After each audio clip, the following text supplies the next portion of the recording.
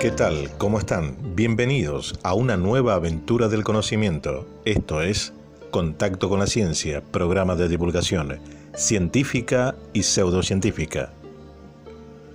La historia de la humanidad contiene muchísimos misterios aún no resueltos e ignorados. Entre ellos se encuentran increíbles hallazgos prehistóricos que contradicen el diagrama tradicional de la evolución de nuestra civilización, la cual nos estaría diciendo que lo que hoy inventamos no solo estaba inventado, sino que además otras civilizaciones desaparecidas poseían tecnologías muy avanzadas a las nuestras. También se contradicen teorías sobre nuestro origen, ya que muchas culturas nos indican que no somos de un origen 100% terrestres y que somos descendientes de aquellos dioses del Olimpo que llegaban en sus carruajes de fuego bajando desde las estrellas. La idea que nos hemos hecho de la humanidad primitiva cae por su base cuando nos enfrentamos con algunas de sus creaciones. ¿De dónde salieron artefactos tecnológicos de hoy en ruinas que tienen miles de años?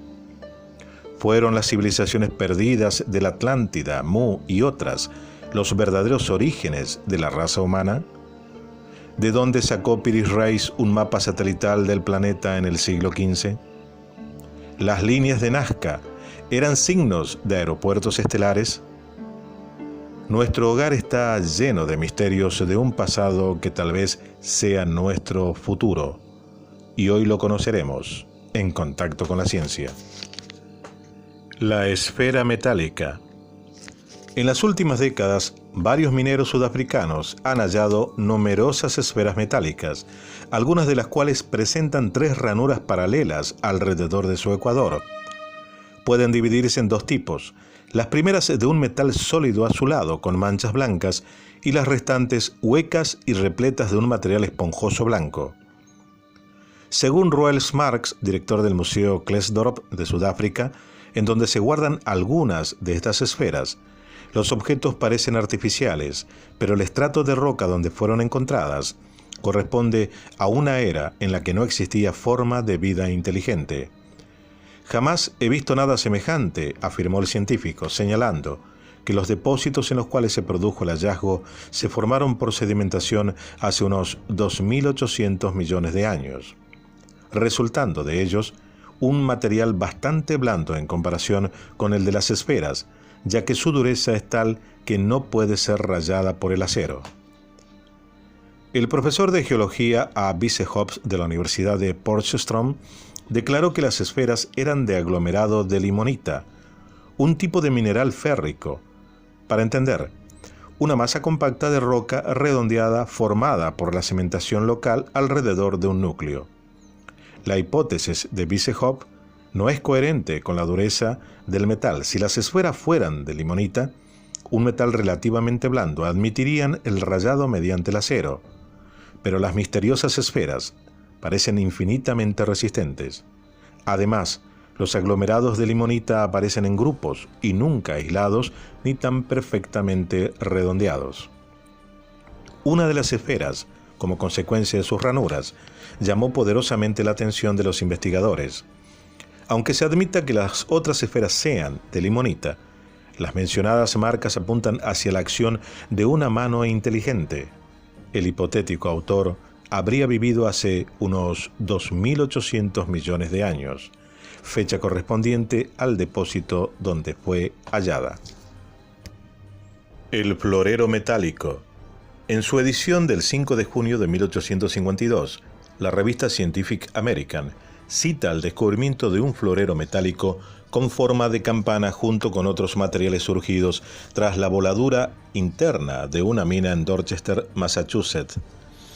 La mina, llamada también conglomerado Roxbury, pertenece al periodo precámbrico y tiene más de 600 millones de años. El vaso, descubierto en Dorchester, indica la presencia de artesanos del metal en América del Norte en tiempos más que prehistóricos. El presunto florero mide 12 centímetros de altura, tiene un diámetro de 17 centímetros y un espesor de 3 milímetros. Está compuesto de un metal parecido al zinc con abundante cantidad de plata. Sobre su superficie externa hay 6 figuras con una flor de plata pura incrustada. Al igual que ocurre en la parte inferior del florero. El clavo o martillo de hierro. En 1844 el físico escocés Sir David Brewster informó a la comunidad científica del descubrimiento de un clavo incrustado en un bloque de piedra arenisca en la cantera de Kingwood, Minfield, Inglaterra. El doctor A. W. Met, del Centro de Investigación Geológica Británica, respondió a la consulta que Cremo y Thompson le hicieran en 1985, asegurando que la arenisca en cuestión tenía entre 360 y 408 millones de años. Brewster, en un informe enviado a la Asociación Británica para el Desarrollo de la Ciencia, escribió: la piedra en la cantera de Kingwood está formada por capas alternas de una piedra dura y otra sustancia blanda arcillosa, llamada tilí, una especie de tierra. Tras retirar uno de los bloques para labrarlo posteriormente, los operarios vieron emerger entre el tilí que había encima del siguiente bloque de piedra la punta de un clavo o martillo.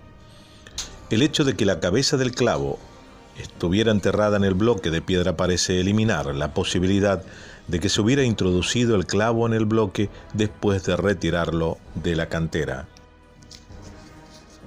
En 1968, Druet y Salfati afirmaron públicamente haber descubierto unos tubos metálicos semiovoides incrustados en unos depósitos de caliza cretácica de 65 millones de años de antigüedad, en una cantera de Saint-Jean-de-Libet, Francia. Tras considerar y rechazar varias hipótesis, Druet y Salfati llegaron a la conclusión de que en la época atribuida a la caliza en cuestión vivieron seres inteligentes. Disparos imposibles. En el Museo Antropológico de Moscú se pueden observar el fósil de un bisonte de 10.000 años de antigüedad, con un orificio de bala en el cráneo. Entonces, solo nos surge una pregunta: ¿quién se fue de safari hace 10.000 años con armas modernas? Un cazador de Neandertal cazado. En 1921 el British Museum recibió un cráneo humano, hallado en curiosas circunstancias. Cuando los trabajadores de una mina de zinc de Zambia, antigua Rodesia del Norte, se dedicaban a terraplenar una colina llamada Broken Hill, y que no medía más allá de 20 metros de altura, encontraron una galería obstruida que desembocaba en una caverna. La cueva estaba abarrotada de restos humanos, y todo daba la impresión de ser aquel un lugar de enterramiento prehistórico. Pero no se tuvo gran cuidado en la recuperación de los huesos. Entre los pocos que llegaron a manos de los paleontólogos, se contaba un enorme cráneo humano de frente huidiza, grandes arcos superciliares y una estructura facial muy brutal y primitiva, de tipo netamente neandertaloide. Pese a que no se pudo establecer una estratigrafía precisa, la antigüedad de los restos óseos era evidente. Los paleontólogos colocaron al hombre de Broken Hill u hombre de Rodesia, que por ambos nombres se le conoce, en la estirpe filogenética humana y le llamaron el Neandertal africano. Pero estudiando el cráneo vieron dos cosas. Una de ellas aparentemente inexplicable: aquel ser, que había vivido quizá hacía 1 millón de años, había sufrido una enfermedad mental y a ambos lados del cráneo presentaba 2 orificios de igual diámetro, que dejaron perplejos a los expertos. A juicio del profesor Meyer de Berlín, parecían 2 orificios de entrada y salida que dejaba una bala moderna. El enigma que esto planteaba parecía insoluble. Algún aventurero dijo una hipótesis en verdad peregrina: ¿y si el hombre de Broken Hill hubiese sido un fósil superviviente muerto de un disparo por un cazador moderno? Esto, aparte de ser absurdo, no explicaba su presencia en una caverna que llevaba cerrada, al parecer, miles de años. Y ante este hecho la ciencia se encogió de hombros. Refiriéndonos a un tema netamente científico con respecto a los dinosaurios, sabemos que durante 135 millones de años, dichos seres dominaron el planeta Tierra con facultades y poder. Ningún ser humano vio jamás a un dinosaurio con vida, ni siquiera el Australopithecus, vínculo del hombre actual con sus antepasados. Ahora bien, hay ciertos misterios que sin ninguna explicación científica tiran al suelo estas teorías, como las huellas halladas en el Valle de los Gigantes, Texas. En él se descubrieron unas pisadas perfectamente nítidas de un dinosaurio en el río Paluxy. Dichos terrenos datan del periodo Cretácico, a fines de la era Mesozoica, 140 millones de años. En ese mismo lugar se halló la huella de un pie humano, como si ese hombre estuviese persiguiendo al gran saurio. Entonces, si ese hombre pudo ver un dinosaurio vivo, no hay correspondencia con la teoría científica actual. Lo cierto es que en el Valle de los Gigantes hay cientos de pisadas de dinosaurios de distintas especies, entre las cuales a veces aparecen numerosas huellas humanas de gran tamaño. Además, en 1931 se encontraron marcas de pies humanos que databan de 250 millones de años. 10 de ellas fueron halladas a algunos kilómetros al nordeste de Mount Vernon. La historia de la humanidad no siempre es como dicen los libros. Extraños seres cubiertos de no menos extraños vestidos aparecen en las pinturas que decoraban los hábitats primitivos, lo que da lugar a todo tipo de hipótesis. En la tumba de Eluán, Egipto, fue hallada esta lente milenaria. Su fabricación, estiman los expertos, no hubiera sido posible sin una tecnología muy parecida a la actual.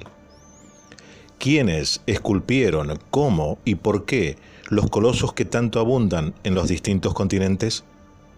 En las esculturas del Nuevo Mundo, por ejemplo, está presente siempre el dominio de otros hombres llegados desde las estrellas.